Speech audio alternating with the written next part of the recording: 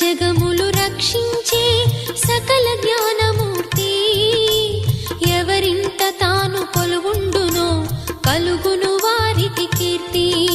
సకల సంపదల మూలము సుమనోహరి లక్ష్మి. శ్రీ చక్రవాసిని మాత శ్రీ విష్ణు ధర్మ పత్ని. తనని నమ్మిన భక్తులకు దరిద్రమును బాపు.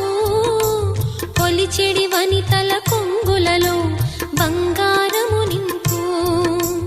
అష్టలక్ష్ముల రూపున అవతారం దాల్చినది. కష్టములను తొలగించగా భూమిలో వెలసినది. లక్ష్మీదేవి కథ శ్రీ లక్ష్మీదేవి కథ. లక్ష్మీదేవి కథ శ్రీ లక్ష్మీదేవి